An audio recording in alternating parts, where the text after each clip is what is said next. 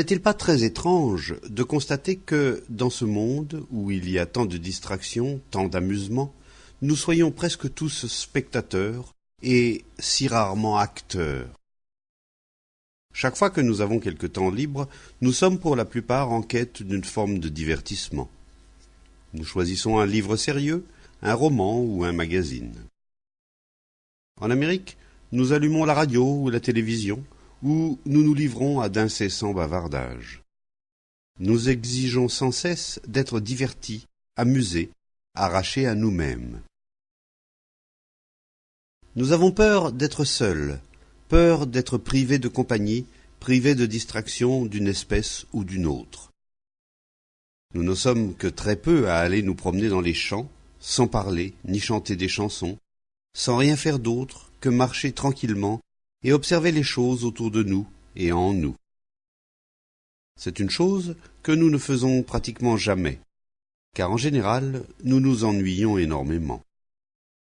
Nous sommes pris dans le train-train de l'enseignement ou de l'étude, des tâches ménagères ou du travail, et dans nos moments de liberté, nous cherchons à nous distraire de manière sérieuse ou légère. Nous lisons ou nous allons au cinéma, ou nous nous tournons vers la religion, ce qui revient strictement au même. La religion est devenue, elle aussi, une forme de distraction, une façon d'échapper à l'ennui, à la routine. J'ignore si vous avez remarqué tout cela.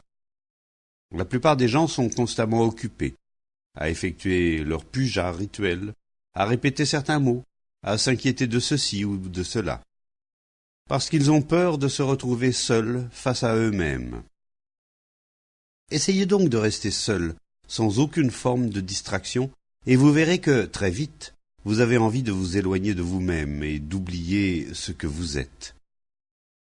Cela explique l'importance majeure comprise dans ce que nous appelons la civilisation, ces énormes structures spécialisées dans le divertissement professionnel, la distraction standardisée. Si vous êtes observateur, vous remarquerez que de plus en plus de gens dans le monde deviennent de plus en plus distraits, de plus en plus sophistiqués et matérialistes. La multiplication des plaisirs, la publication d'innombrables ouvrages, les journaux et leurs pleines pages d'événements sportifs, tout cela est la preuve évidente que nous voulons être constamment divertis. Parce que, intérieurement, nous sommes vides, ternes, médiocres. Nous utilisons nos relations et nos réformes sociales comme moyen d'échapper à nous-mêmes. Avez-vous jamais remarqué à quel point la plupart des gens sont seuls? Et, pour échapper à la solitude, nous courons au temple, à l'église, à la mosquée. Nous nous habillons, nous prenons part à des mondanités. Nous regardons la télévision, nous écoutons la radio. Nous lisons, et ainsi de suite. La solitude, savez-vous ce que c'est? Pour certains d'entre vous, le terme n'est peut-être pas très familier, mais le sentiment, lui, vous le connaissez très bien. Essayez d'aller vous promener tout seul, ou de rester sans rien à lire, sans personne à qui parler, et vous verrez comme l'ennui vient vite. C'est un sentiment qui vous est familier, mais vous ne savez pas pourquoi vous vous ennuyez. Vous n'avez jamais cherché à le savoir. Si vous explorez un peu la question, vous verrez que la cause de l'ennui n'est autre que la solitude. C'est pour échapper à la solitude que nous voulons être ensemble, être divertis, avoir des distractions en tout genre. Gourou, cérémonies religieuses, prières ou le dernier roman paru. Étant intérieurement seuls, nous devenons de simples spectateurs de la vie. Et nous ne pouvons devenir acteurs que si nous comprenons la solitude et la dépassons. En définitive, la plupart des gens se marient et sont en quête d'autres relations sociales parce qu'ils ne savent pas vivre seuls.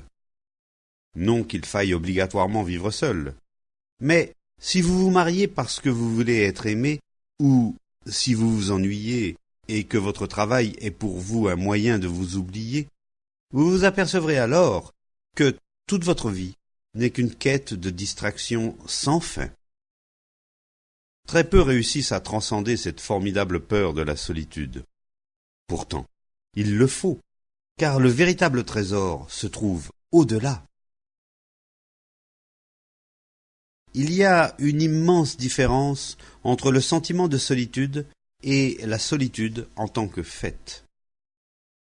Certains des plus jeunes élèves ignorent peut-être encore le sentiment de solitude, mais les personnes plus âgées le connaissent, ce sentiment, d'être complètement coupé de tout, ou d'avoir peur, soudain, sans cause apparente. L'esprit connaît cette peur lorsque, l'espace d'un instant, il se rend compte qu'il ne peut compter sur rien, qu'aucune distraction ne peut lui ôter cette sensation de vide qui vous enferme en vous-même. C'est cela, le sentiment de solitude.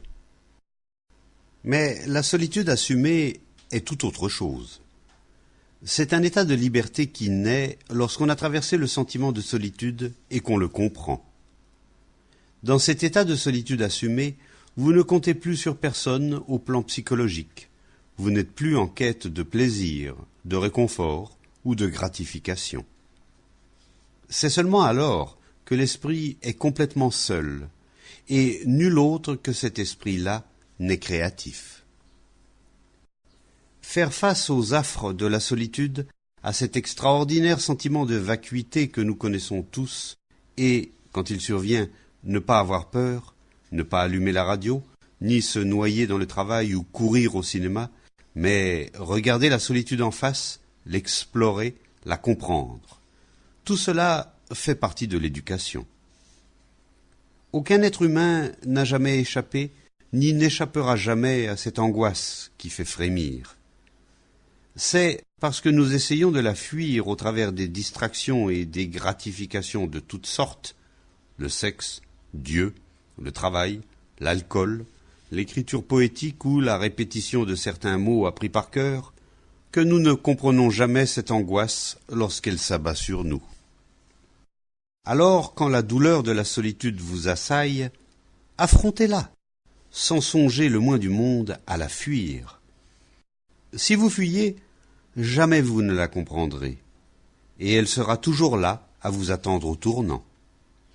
Alors que si vous comprenez la solitude et allez au-delà, vous vous apercevrez que vous n'avez plus besoin de fuir, plus besoin d'être gratifié ni diverti, car votre esprit connaîtra une richesse que rien ne saurait corrompre ni détruire. Tout ceci fait partie de l'éducation. Si à l'école vous ne faites qu'étudier dans le but de réussir aux examens, l'étude elle-même devient un moyen de fuir la solitude. Réfléchissez-y un peu et vous verrez. Parlez-en avec vos éducateurs et vous découvrirez très vite à quel point ils sont seuls et à quel point vous l'êtes aussi. Mais ceux qui savent être intérieurement seuls, ceux dont l'esprit et le cœur sont libérés de la douleur de la solitude, ceux-là sont de véritables personnes, car ils sont capables de découvrir par eux-mêmes ce qu'est la réalité. Ils sont en mesure de recevoir cette chose qui est éternelle. Question. Quelle différence y a-t-il entre conscience et sensibilité ? Je me demande s'il y en a une. Quand vous posez une question, ce qui compte, c'est de trouver vous-même la vérité sur la question, et pas simplement d'admettre ce qu'en dit un autre. Cherchons donc ensemble à savoir ce qu'est être pleinement conscient. Vous voyez un bel arbre au feuillage luisant après la pluie. Vous voyez le soleil luire sur l'eau et sur le plumage teinté de gris des oiseaux. Vous voyez les villageois en route vers la ville, portant de lourdes charges, et vous entendez leur rire, et les aboiements des chiens, ou le meuglement d'un veau qui appelle sa mère. Tout cela fait partie de la conscience que vous avez de tout ce qui vous entoure. Nous sommes bien d'accord. En regardant de plus près, vous remarquez votre relation aux gens, aux idées et aux choses. Vous êtes conscient de la manière dont vous considérez la maison, la route.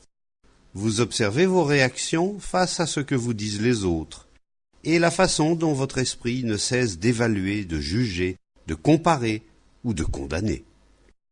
Tout cela fait partie de la conscience qui commence dès la surface pour descendre de plus en plus profond. Mais pour la plupart d'entre